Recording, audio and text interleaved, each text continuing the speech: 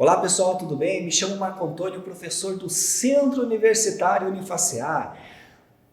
Pensem comigo, o profissional de educação, ele está em constante desenvolvimento, em constante capacitação? Será que isso ocorre no cotidiano do educador? Bem, é isso que eu quero trazer para vocês. Quais são as políticas que são colocadas para os profissionais que atuam na educação? Espero que vocês gostem. Vamos lá!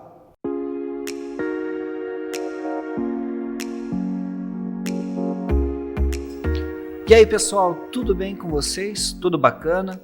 Bem, me chamo Marco Antônio, sou professor do Centro Universitário Unifacear. Hoje nós trataremos sobre os profissionais que atuam na educação.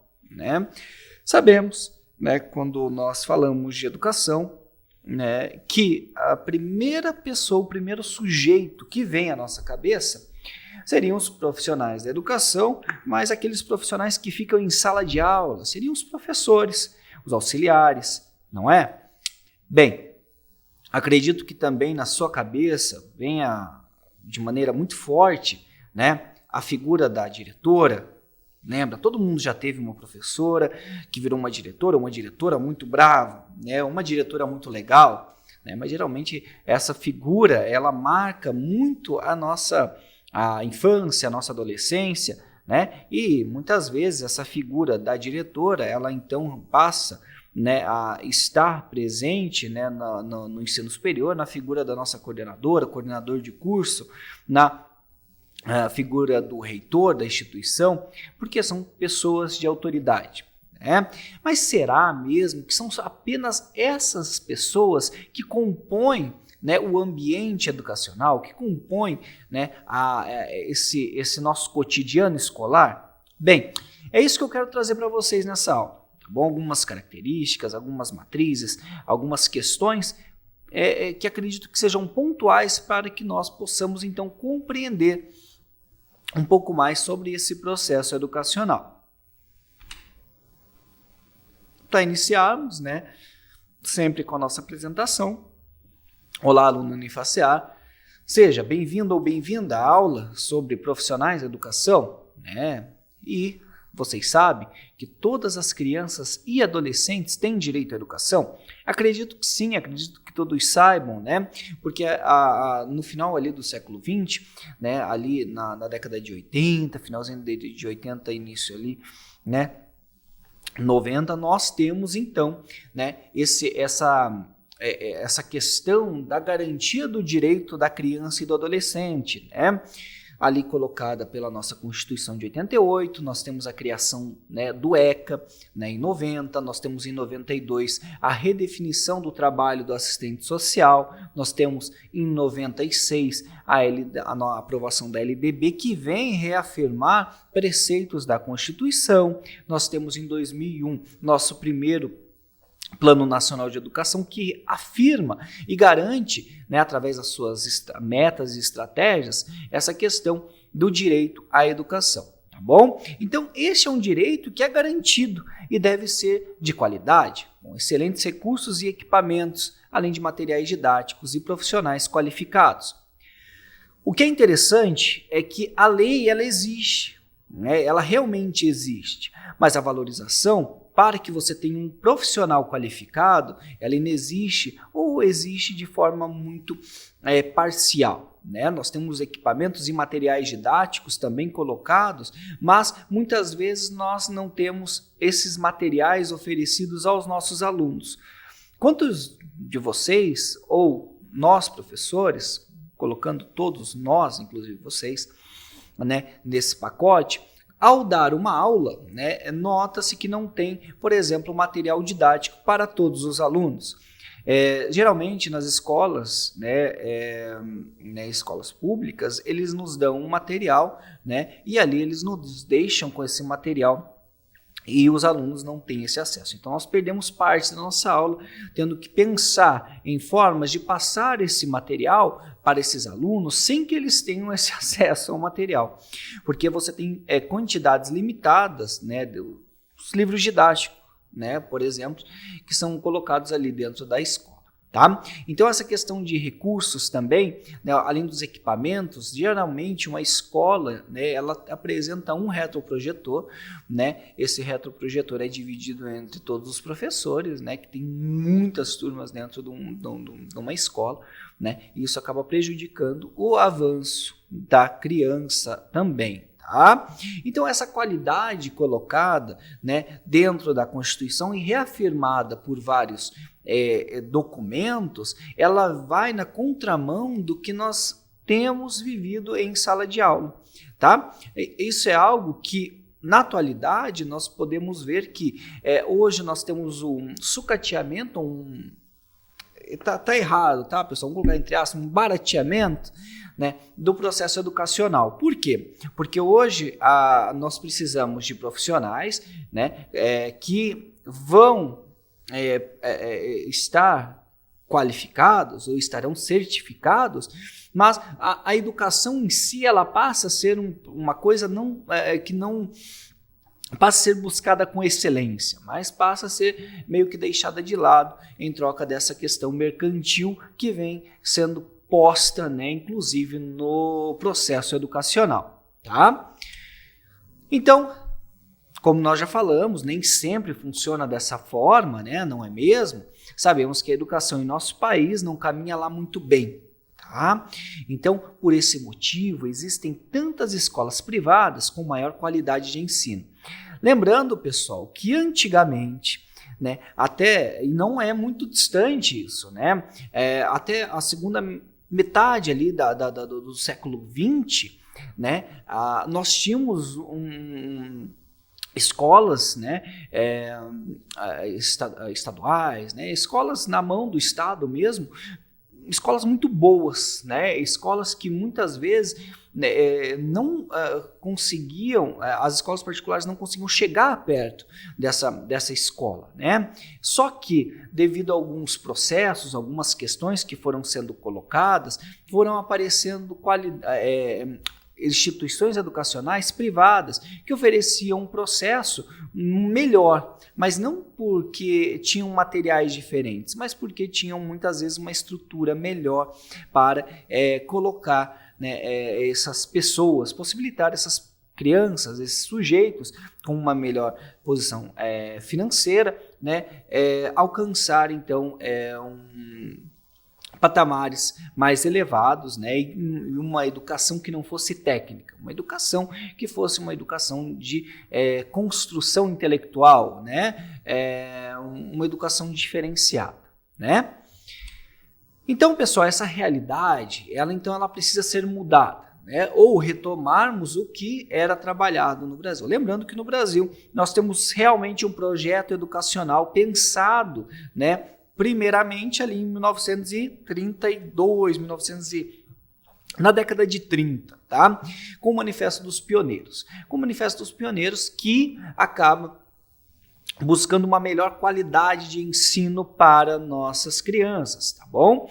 Então, hoje nós temos um retrocesso que é o que nós falamos que é a mercantilização desse processo educacional. Então, né, hoje nós temos que buscar políticas e condições melhores para o ensino através, por exemplo, da votação, né, através da escolha dos nossos governantes, né? Então pense comigo, né? Essa é uma questão que eu coloquei aqui para nós pensarmos, que é um povo educado, é um povo civilizado e desenvolvido. Não significa que nós sejamos incivilizados ou que nós não tenhamos, né, desenvolvido, né, nossa forma de viver, mas é através da educação formal ou do educar formal que nós podemos então evoluir. Nós podemos evoluir como nação, nós podemos evoluir através desse processo educacional, porque as grandes mentes acabam sendo levadas para estruturar, né, empresas fora do país, para buscar, né, melhores condições de vida e, é claro, puxar recursos para o nosso país. Então, esse ano acaba tendo eleição, tá, pessoal? Então, vamos pensar com carinho, tá bom? E exercer, então, os nossos direitos, beleza? Vamos lá. Aprender e ensinar, não estão limitados ao espaço físico tradicional da escola, pois o ambiente, por si só, já é bastante amplo e não se limita apenas às salas de aulas, correto? Então, quando nós vamos trabalhar com essa sala de aula, né, quando nós estamos trabalhando com essa questão da sala de aula, nós estamos limitando o trabalho do professor, nós estamos limitando o trabalho, né, da educação, do ensinar, do aprender, né? Então nós devemos pensar sempre em utilizar todos os espaços da escola e não nos limitar apenas à questão da sala de aula, assim como também não apenas a um material didático. Ao percorrer a diversidade dos espaços escolares, então nos deparamos com profissionais diversos, funcionários que atuam como secretários, secretárias, merendeiros, monitores, serventes, entre outros. Olha só que interessante, lá no início da nossa aula, nós pensávamos, né, num primeiro momento, quando falamos de profissionais que atuam na educação, nos professores e professoras, né, na diretora, no diretor, como profissionais da educação. E notem que nós acabamos deixando de lado, por exemplo, os secretários. A secretaria é a parte fundamental para a escola, porque é ela que nos liga com o núcleo, né, além de guardar toda a documentação, né, dos alunos, né? Então pense num trabalho, né, importante dentro das escolas, dentro das instituições escolares. Não podemos deixar de pensar também nas merendeiras. Você já pensou que se não existissem as tias, né, da cantina ou as merendeiras, a escola ia ser triste? Já pensou ficar a parte da manhã ou a parte da tarde sem se alimentar? A gente ia ficar muito triste, porque é da fome, né? Pense comigo, quando chega ali 15 para o meio-dia, o finalzinho da tarde, não dá aquela fome, você ficava esperando, né? Eu não sei, porque nós, né, já passamos dessa fase, mas não ficávamos esperando o momento para bater o sinal e a gente sair correndo para comer em casa, né? Mas se não fossem essas pessoas, né, as merendeiras, nós passaríamos muita fome, ia ser muito triste, né?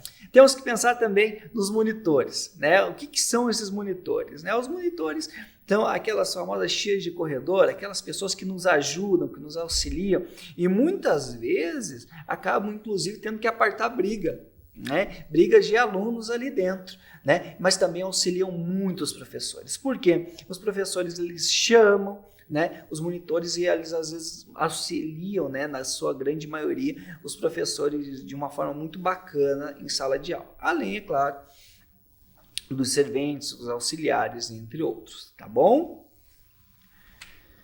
Mas, historicamente, o termo, então, funcionários de escola, né, segundo Monlevade, né, provém de atividades dos irmãos coadjutores, que nada mais eram do que auxiliares, né, nas escolas jesuíticas, que por não estudarem letras, nem filosofia ou teologia, não eram então considerados professores.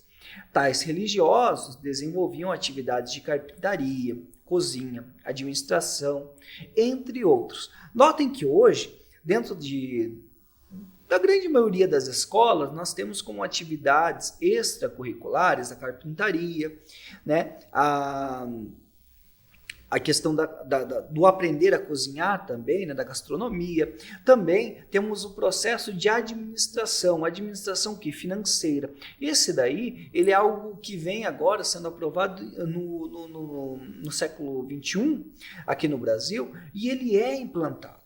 Se eu não me engano, ele data de 2006, ele foi reaprovado em 2002, depois reaprovado, ocorre alguns ajustes em 2006, tá? Mas eu não vou afirmar com certeza. Mas é algo novo, algo agora do século XXI. Mas notem como isso já vinha sendo usado lá atrás, lá nas escolas jesuíticas, lá no século XV, no século XVI, tá bom?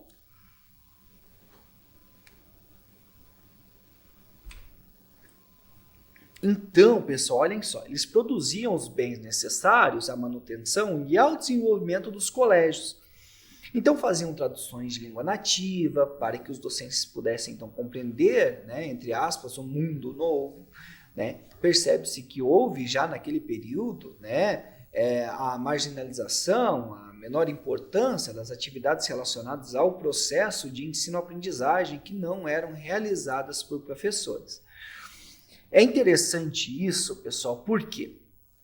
Porque nós temos hoje professores muito competentes, mas não são titulados professores, tá? E eles acabam trabalhando no contraturno das escolas e por não terem, né, aspectos considerados, né, do professor, por exemplo, a questão da atribuição de nota, entre outras coisas, né, esse processo que ele faz com o aluno de reforço acaba não sendo considerado um processo de aprendizagem, inclusive pelo aluno, pelo pai do aluno. Então isso ele permanece até hoje, né? Mas é interessante que se não fosse esse processo de reforço, que às vezes é dado inclusive por estagiários, né, das escolas, o aluno ele não se desenvolveria.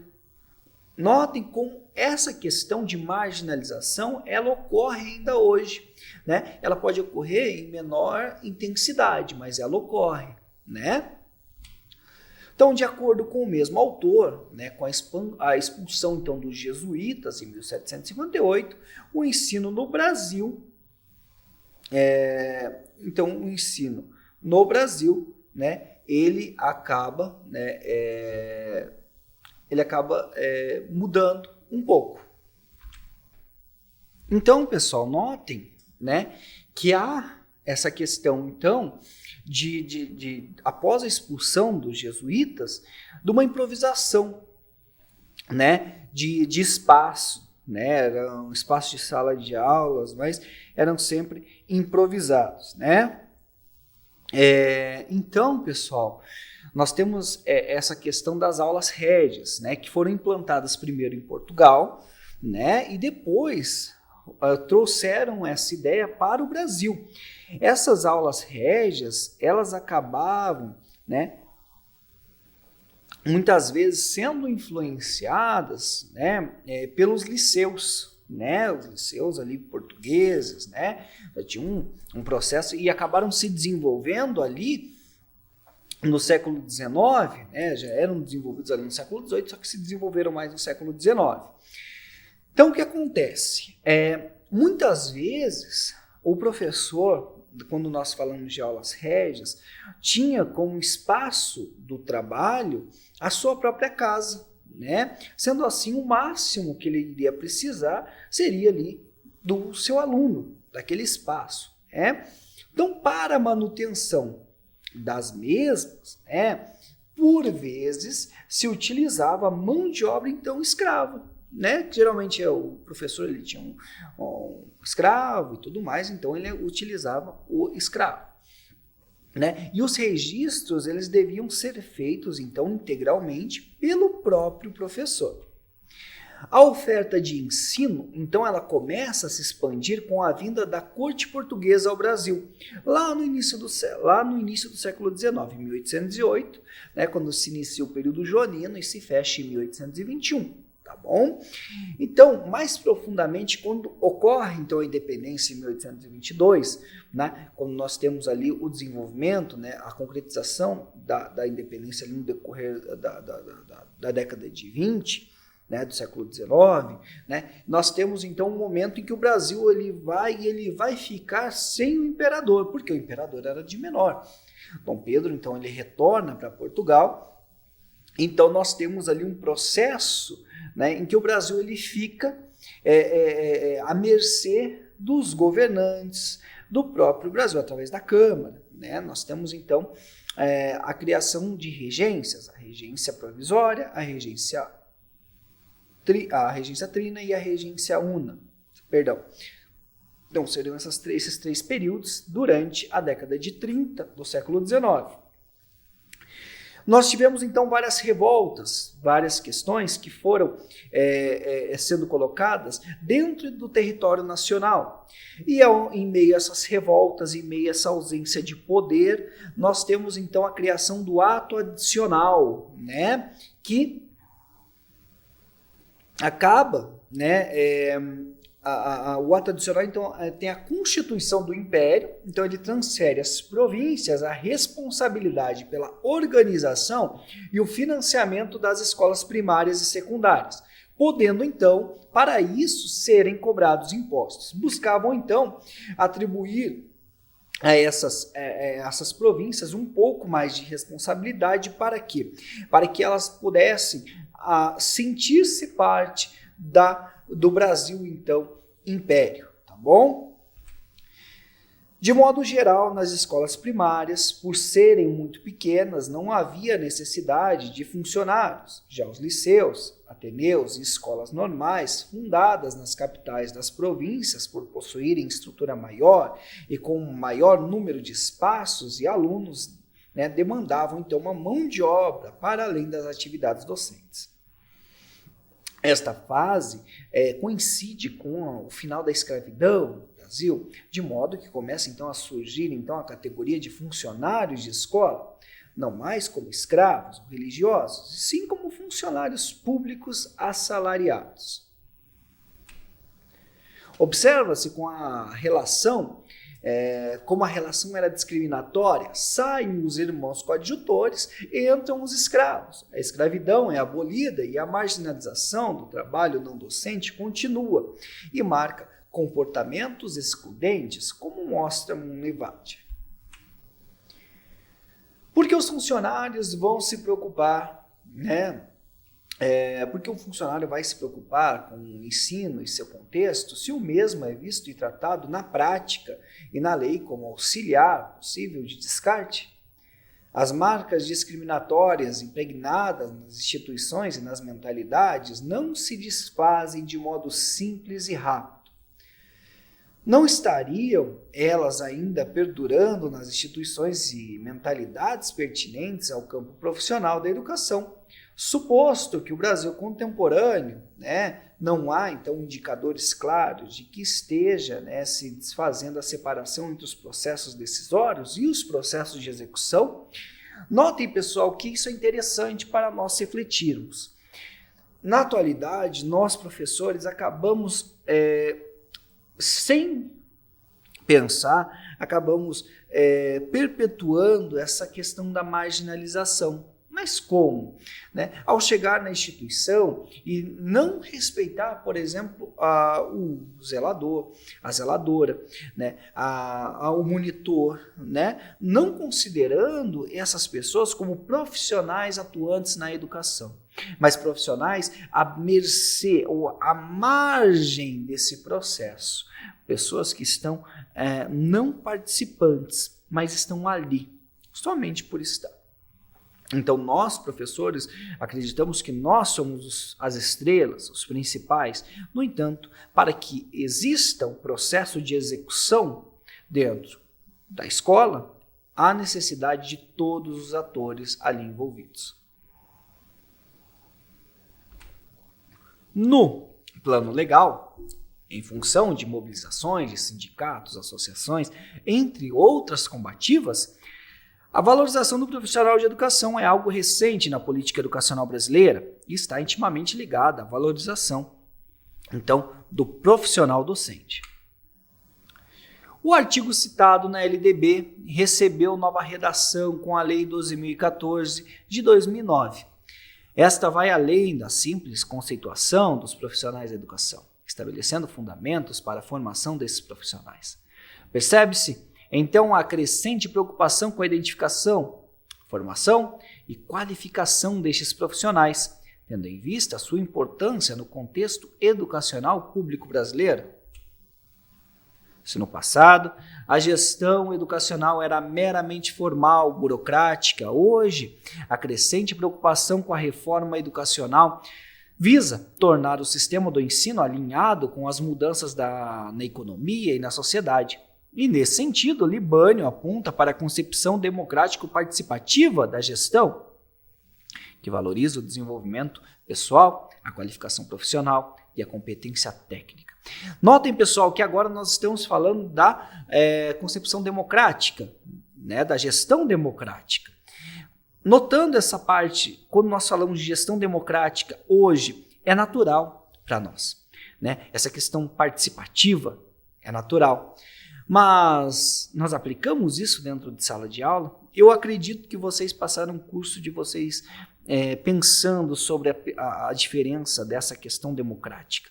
E pensando, mas todo mundo participa do processo. Mas notem como nós, né, como eu já falei, acabamos marginalizando os atores da educação, os profissionais da educação. Então, cabe a nós, também como professores, trabalhar essa questão de inserção ou inclusão de todos os atores envolvidos no processo educacional, né? Mais adiante, é notória a inserção dos funcionários de escola na Lei 13.005, que é, né, então, o que estabelece o Plano Nacional de Educação do decênio 2014-2024. Entre as 10 diretrizes, nós temos, então, a valorização dos profissionais de educação, que se solidifica com a inclusão de metas específicas para a concretização dessa diretriz. Notem que agora nós vemos os profissionais de educação e não apenas os professores.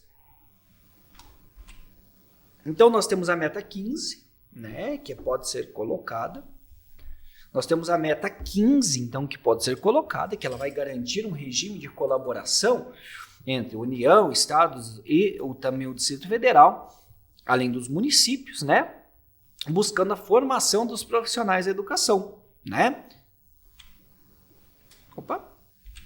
Nós temos, então, como estratégia para isso, atuação conjunta com base num plano estratégico que apresente, então, um diagnóstico das necessidades de formação desses profissionais de educação e da capacidade no atendimento, né, por parte das instituições públicas e comunitárias.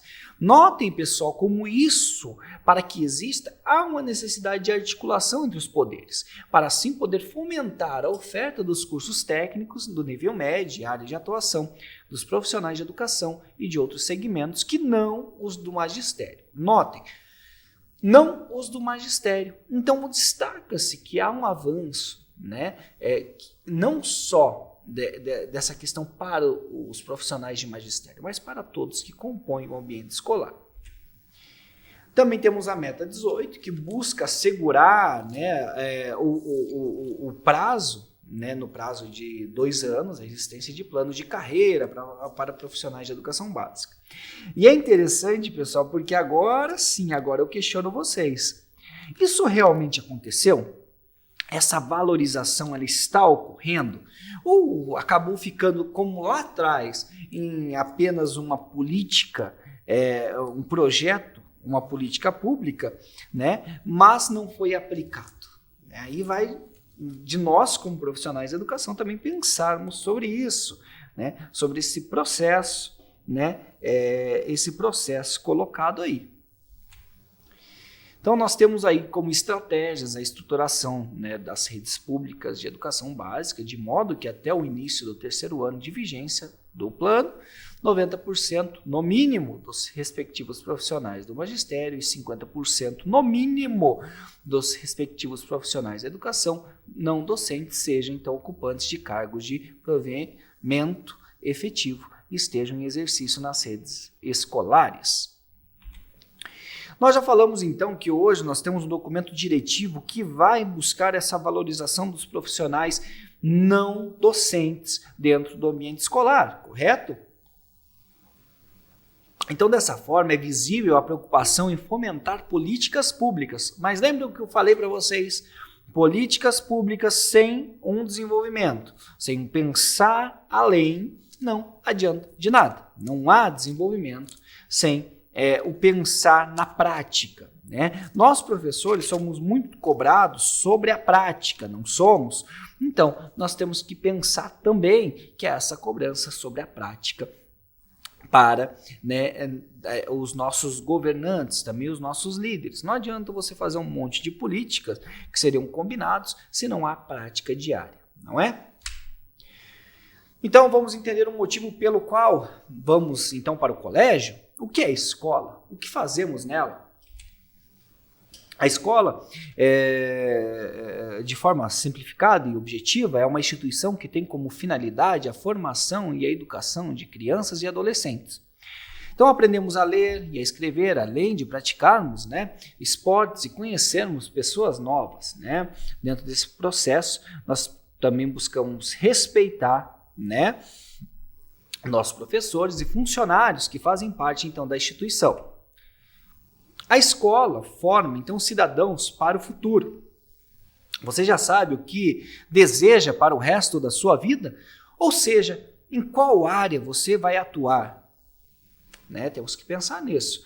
Hoje, como profissionais que estão estudando para serem professores, você já pensou se você quer ser um professor de sala de aula, um professor na coordenação, um professor atuante apenas na produção de materiais didáticos? Bem, aí vai de você, é uma escolha, né? É o que nós fazemos, né? Você já percebeu que toda a escola tem um nome? Esse nome ele tem uma história.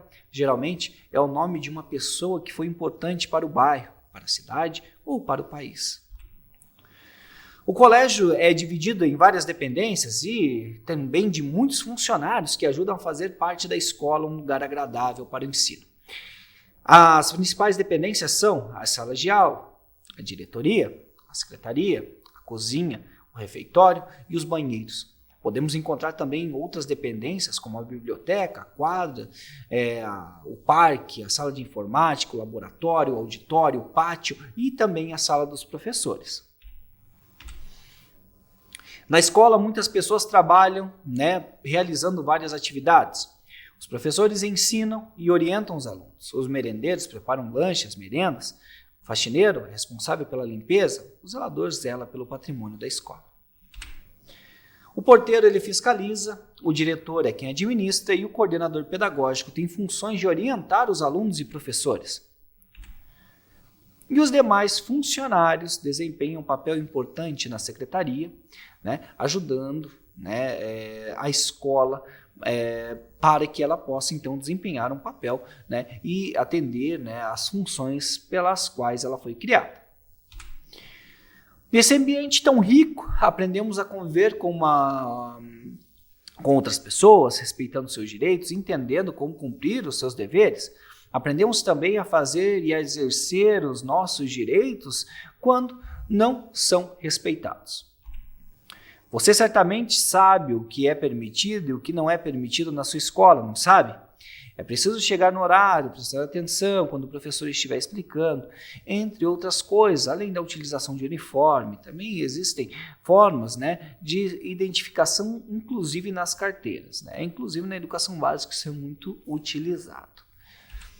Existem diferentes escolas e cada uma delas, né, um aprendizado para a realidade, né? Por exemplo, numa escola indígena, você vai trabalhar com as semelhanças, né? Você não vai trabalhar, por exemplo, no que a educação forma pessoas para a indústria. Você vai trabalhar questões que vão ser colocadas que são relevantes para os indígenas que ali residem, né? Então existem muitas semelhanças com a nossa escola, mas também tem muitas diferenças no que é ensinado.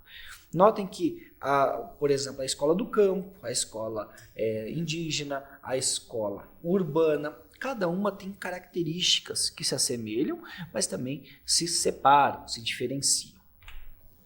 A gestão escolar, então, ela envolve uma série de atividades diárias que juntas ajudam a garantir um ensino de excelência para os alunos, além de uma estrutura adequada para que eles possam se desenvolver de maneira saudável. Nesse panorama, o papel do diretor é o que acaba ganhando maior destaque. No entanto, para que essa gestão escolar seja eficaz, as instituições de ensino precisam ter uma equipe gestora que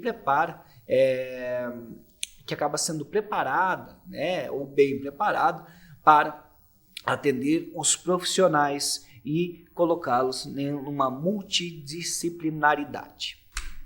Cada membro do time possui funções e incumbências que são fundamentais para o progresso, né, das instituições de ensino e dos alunos. Essas tarefas podem ser de cunho pedagógico, administrativo e também financeiro.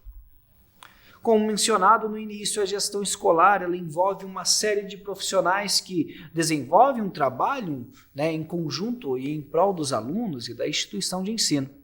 Cada membro dessa equipe tem um papel estratégico e desempenha funções essenciais para o funcionamento e progresso do colégio.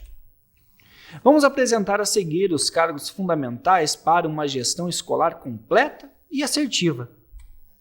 Primeiro, nós temos o diretor escolar. Lembram dele? A função do diretor é talvez a mais conhecida por todos, responsável por gerenciar toda a administração da instituição de ensino.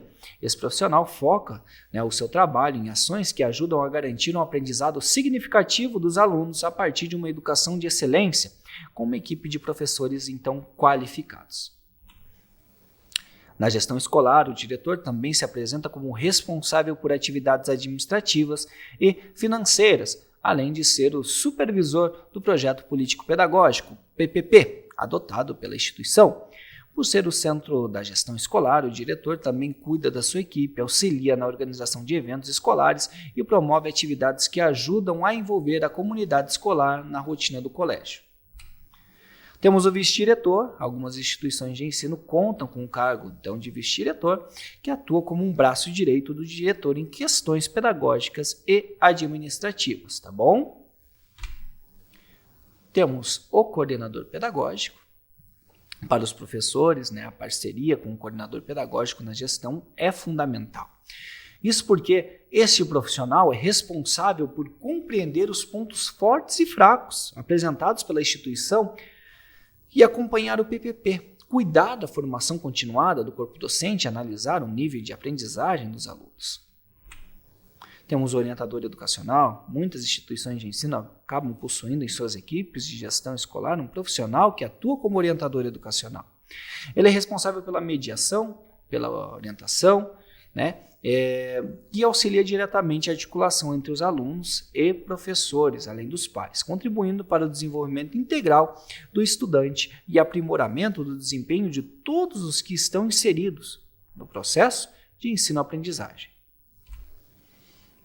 Vimos que a gestão escolar é realizada de forma multidisciplinar, com profissionais qualificados e que atuam focados na formação integral dos alunos, contemplando também toda a comunidade escolar.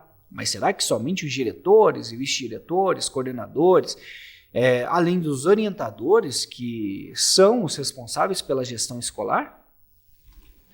Indiretamente, pais e alunos também atuam na gestão escolar, por estarem inseridos na comunidade e serem bastante impactados por tudo o que é definido pelos profissionais, estudantes e seus familiares.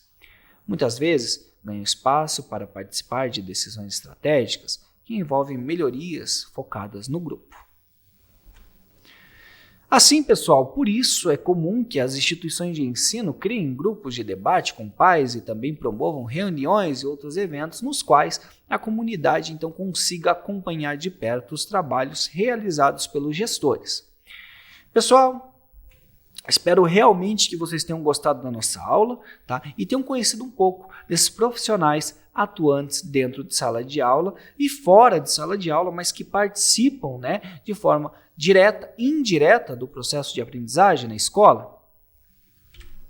E é isso aí, pessoal. Espero que vocês tenham gostado da nossa aula, Agora eu peço, por favor, que vocês deem uma olhada, no nosso texto base, porque a nossa aula é baseada no nosso texto base. E se você quiser aprender um pouquinho mais, dê uma olhadinha lá na leitura complementar que eu deixei na indicação, de um capítulo de livro, que isso vai ajudar muito vocês lá para frente. Também não esqueçam de dar uma olhadinha lá nos questionários, tá? Porque esse questionário vale nota.